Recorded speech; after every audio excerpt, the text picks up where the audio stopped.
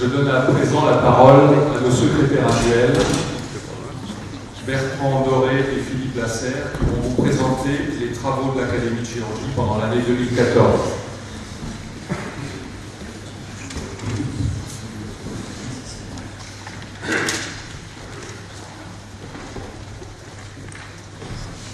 Monsieur le Président, Monsieur le Secrétaire Général, chers collègues, Mesdames, Messieurs. Cette année, l'Académie nationale de chirurgie, sous la présidence du professeur Daniel Jacques, nous a confié les fonctions de secrétaire annuel.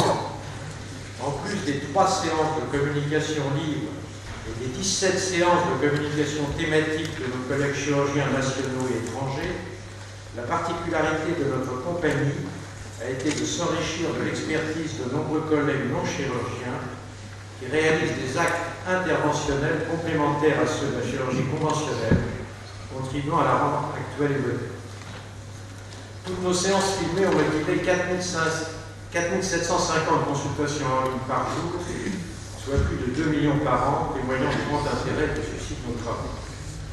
Nous n'insisterons que sur quelques points forts. L'Académie a souligné l'importance de l'apprentissage à la rigueur dans les indications opératoires.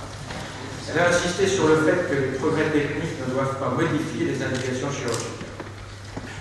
En chirurgie viscérale, pour la chirurgie hépatique, 3 séances ont précisé les progrès dans la prise en charge des traumatismes du foie, les techniques actuelles de résection et les indications en transplantation hépatique, y compris à partir des donneurs en vie.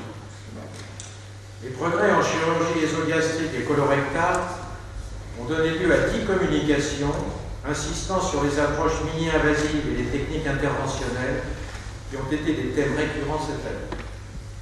En chirurgie endocrinienne, une séance a été consacrée aux espoirs récents dans le traitement du cancer du pancréas. Une autre séance a montré l'intérêt de la chirurgie bariatrique dans le diabète de type 2, devenant de ce fait une véritable chirurgie métabolique. En chirurgie surrénalienne et thyroïdienne, les bénéfices de l'imagerie fonctionnelle et du neuromonitoring ont aussi été décrits. La séance commune avec la Société de chirurgie vasculaire a confirmé l'apport de la navigation intravasculaire robotisée avec fusion d'image. En chirurgie pédiatrique, la commission appendicite a rendu ses conclusions en fonction des différentes formes cliniques et des progrès techniques récents. L'enseignement de la chirurgie pédiatrique indiquant la diffusion des écoles de simulation a été souligné. En urologie, les avancées techniques modernes de traitement des pathologies graves de la vessie, imposant son agrandissement ou son remplacement, ont été rapportées. En chirurgie orthopédique, l'Académie a été très active avec 5 séances, dont une commune avec la SOFCOT, totalisant 23 communications chez l'adulte et chez l'enfant, faisant le bilan des avancées sur les innovations technologiques. En chirurgie des membres et de la main, avec des progrès notables sur les prothèses. En chirurgie du rachis tumoral ou traumatique, avec l'apport de la neuronavigation et du monitoring neurophysiologique interventionnel, et en orthopédie pédiatrique, sur les données modernes dans le traitement des scolioses et des fractures infantile.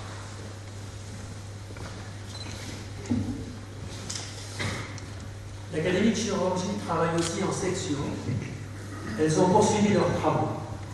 La section interventionnelle, avec 2 séances plénières en cancérologie et pathologie non cancéreuse, a rapporté la faisabilité et les résultats de techniques mini-invasives, radio-interventionnelles et endoscopiques par les voies naturelles ou percutanées. En chirurgie digestive et colorectale, en chirurgie aortique et gynécologique, dans la prise en charge des métastases hépatiques ou osseuses, ainsi que l'apport des ultrasons focalisés de haute énergie en chirurgie hépatique pour le métastase et en urologie pour le cancer de prostate. La section ambulatoire a insisté sur la nécessité du développement de cette pratique dans les différentes spécialités. Il reste encore à lever et quelques résistances de la part des chirurgiens, mais aussi des malades. La section militaire a décrit les difficultés de recrutement des chirurgiens en raison de l'hyperspécialisation des jeunes collègues, peut-être moins reconnus à la chirurgie générale. La section expert consultant a débuté cette année avec 2 séances au Cordelier et une réunion à la Maison du barreau de Paris. Elle avait pour thème la responsabilité juridique du chirurgien, y ont participé des avocats, des magistrats et des assureurs qui tous ont insisté sur le devoir d'information des patients.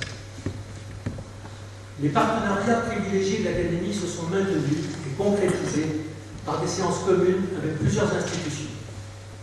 Avec l'Association française de chirurgie, l'Académie a organisé un forum de recherche chirurgicale et de nombreux jeunes chirurgiens ont été candidats à un prix avec des travaux de très haute qualité. Avec l'Académie nationale de médecine, sur l'utilisation des nanomédicaments, les indications de la chimiothérapie, de la chimio-hyperthermie intrapéritonéale et celle des ultrasons focalisés de haute énergie. Avec les sociétés savantes internationales, notamment lors de la séance franco-allemande, où les échanges ont été très fructueux et vont être prochainement poursuivis.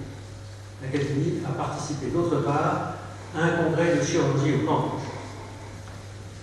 Avec les collèges français de spécialité, d'une part, l'Académie a poursuivi ses réflexions sur la formation des jeunes collègues avec une enquête sur les écoles de chirurgie et des centres de simulation. D'autre part, elle a donné aux tutelles ses propositions dans le cadre de la réforme de l'internat et des DESC. Elle a remis un rapport sur le devenir de la chirurgie dans les années 2020-2025 en tenant compte de nombreux facteurs que sont la démographie des chirurgiens, la féminisation de la chirurgie, les risques de l'hyperspécialisation, la nécessité de former les jeunes chirurgiens digestifs à l'endoscopie de base puis interventionnelle, à l'instar d'autres spécialités chirurgicales, des centres de référence pour certaines pathologies rares requérant une masse critique suffisante.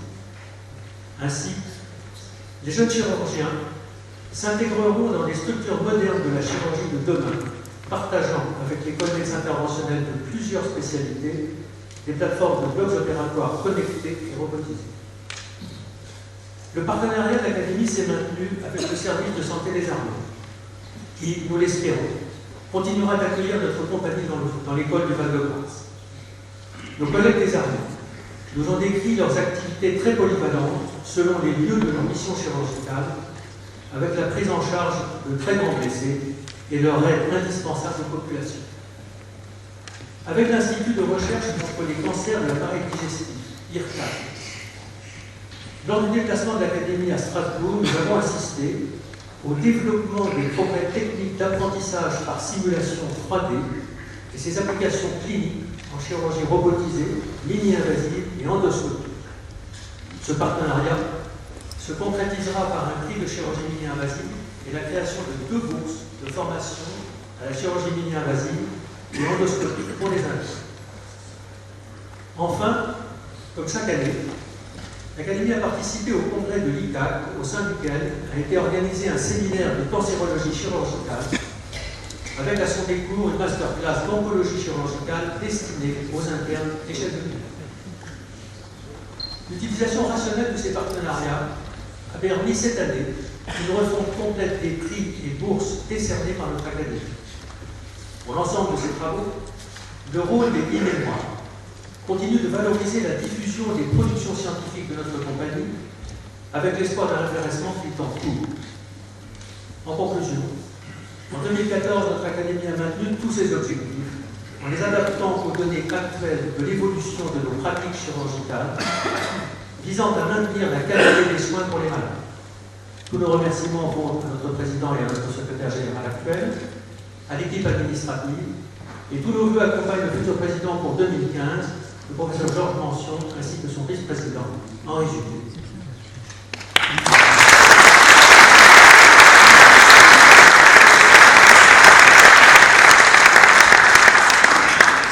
Je remercie nos secrétaires nationaux, Philippe Lasserre et Bertrand Doré, pour la qualité de leur travail tout au long de l'année.